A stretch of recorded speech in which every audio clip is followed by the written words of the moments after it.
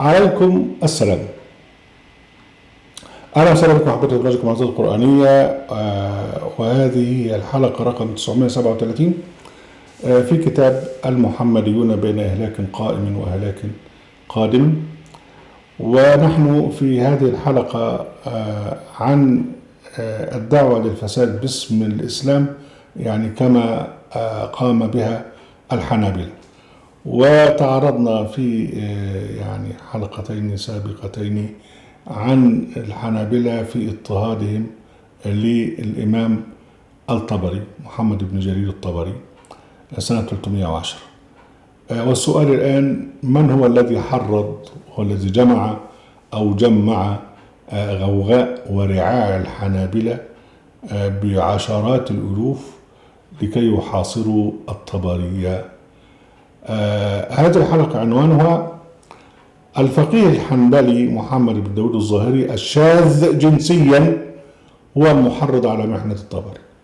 يبقى عنوان الحلقة الفقيه الحنبلي فقيه العراق كان اسمه محمد بن داود الظاهري الشاذ جنسيا هو المحرض على محنة الطبري. شوف بقى يعني إلى أي حد وصل المعروف والمنكر عند الحنابلة، أن يكون زعيمهم الذي يمتثلون بأمره شاذا جنسيا، وأن يكتب هذا في تاريخ، وشيء عادي جدا لا ينكر هذا أحد. ودول بقى اللي هم بيأمروا بالمعروف والنهي عن، إذن بقى المعروف أصبح عندهم منكر والمنكر أصبح عندهم معروف. والإنسان المحترم الذي وصل إلى شيخوخته اللي هو محمد بن جرير الطبري يصبح منكرا ويحدث له، والذي يقوم بالتحريض عليه اللي هو بقى معروف اللي هو محمد ابن داود الظاهري الشاذ جنسيا. محمد ابن داود الظاهري أبوه اسمه داود الظاهري، وهو صاحب مذهب سني اسمه الظاهرية، بس ما انتشرش، يعني مش انتشر زي الحنابلة زي الشافعية إلى آخره. احنا هنتذكر يعني ما ذكر، يعني نعيد ذكر ما قاله ابن كثير في تاريخ البداية والنهاية في محنة الطبري. بيقول لك: وكانت وفاته كذا كذا لأن بعض العوام الحنابلة ورعاعهم منعوا دفنه نهارا مش عارف إلى كذا. وإنما أهم شيء وإنما تقلدوا ذلك عن أبي بكر محمد بن داود الظاهري حيث كان يتكلم فيه ويرميه بالعذراء. يعني هو بقى ذكر هنا ان هو السبب محمد ابن داود الظاهري. محمد بن الظاهري متوفى 200. ابوه اللي هو داود الظاهري توفى 297. ولما جه الطبري الى بغداد كان محمد بن داود الظاهري بقى اللي هو ابن الشيخ داود الظاهري ده كان يلقب بفقيه العراق. فجاء الطبري بكل مكانته وكان في أواخر عمره، فرأى فيه بقى الواد محمد بن داود الظاهري منافسا خطيرا، فوقف ضده. وكما يعني ذكرنا من قبل عشرات الألوف من فقهاء الحديث كانوا يفتكون بالطبري والجو العرب لبيتي وحاصروه داخل بيت بسبب مسألة الاستواء على العرش واتهام مخالفة رأي ابن حنبل. وظهر الطبري محصورا في داره سنوات إلى أن مات مقهورا. ومنع فقهاء الحديث الحنابلة دفن الطبري فلم يدفن إلا ليلا وفي داره، وكان قد جاوز 80 ب5 سنوات. يبقى ده الملمح الأول من ملامح محمد ابن داود الظاهري اللي هو ضد الطبري. الملمح الثاني بقى اللي هو خاص بموضوعنا هنا هو شهرته بالشذوذ الجنسي. يعني هو كان شاذ جنسي فاعل مش مفعول به، وإعلانه هذا شهرته بالشذوذ الجنسي وإعلانه هذا بلا تحرج. وأبو بكر الخطيب البغدادي اللي هو صاحب الموسوعة الضخمة تاريخ بغداد أورد سيرة محمد بن داود في تاريخ البغدادي في الجزء الخامس 265 رقم 2750. وطبعا تاريخ بغداد 14 جزء وقريناه كله يا مؤمن. هو المصدر الأساسي للعصر العباسي من بدايته للقرن الخامس الهجري، وعنه نقل اللاحقون ترجمة محمد بن داوود الظاهري زي المنتظم لابن الجوزي، وتاريخ ابن كثير، والوفي بالوفيات للصفدي، والعبر للذهبي، ووفيات الإعان لابن خلكان، وشجرات الذهب لابن العماد الحنبلي، والفهرس لابن النديم. كله نقل عن الخطيب البغدادي لأنه كان قريبا من هذا الوقت. وقالوا بقى إيه؟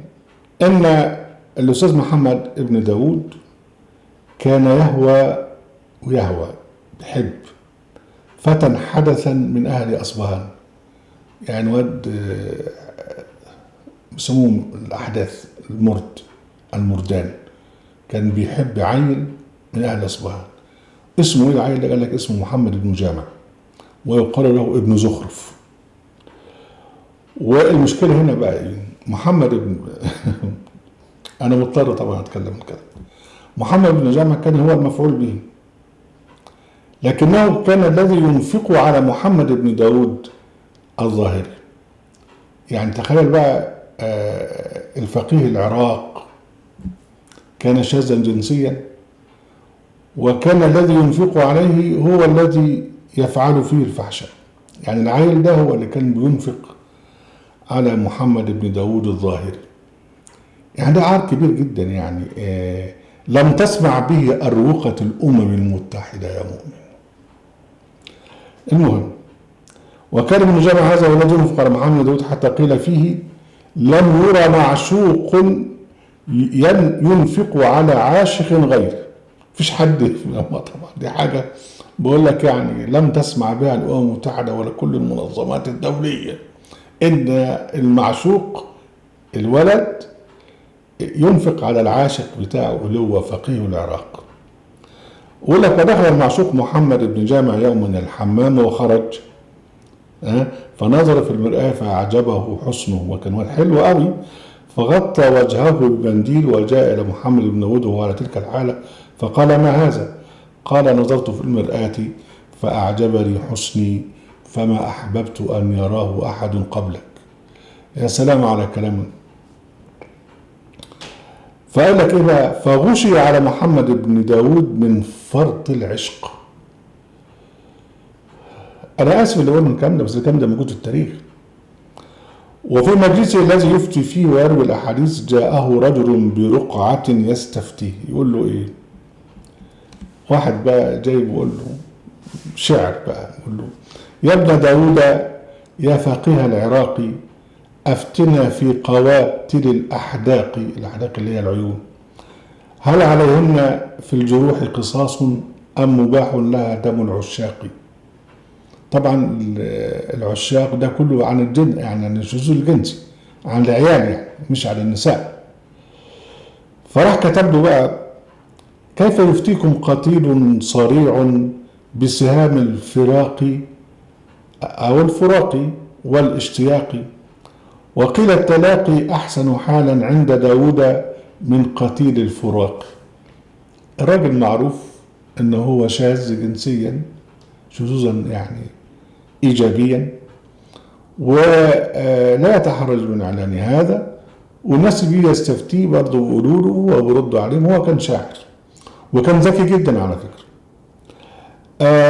بسبب هذا العشق مات محمد ابن داود شابا، مات في شبابه من عشقه لهذا الغلام. دي مصيبة كبيرة قوي. بقول لك الأمم المتحدة مش هتصدق الكلام ده خالص. دخل نفتويه النحوي على ابن داود وهو يحتضر فقال كيف نجدك؟ فقال حب من تعلم أورثني ما ترى. الحب اللي انت عارفه بتاع أورثني ما ترى، يعني يشير إلى غرامه بالصبي ابن جامع.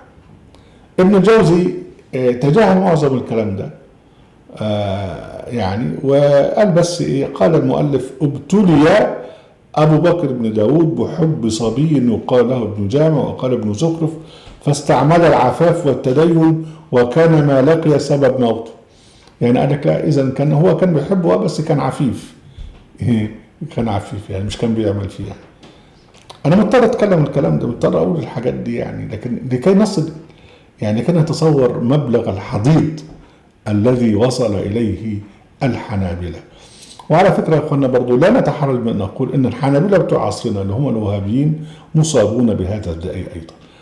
اهلا وسهلا بكم احبائي في برنامجكم اللحظات القرآنية وفي قناة اهل القرآن وموقع القرآن. لا تنسوا المشاركة بالشير ولايك، وعليكم السلام.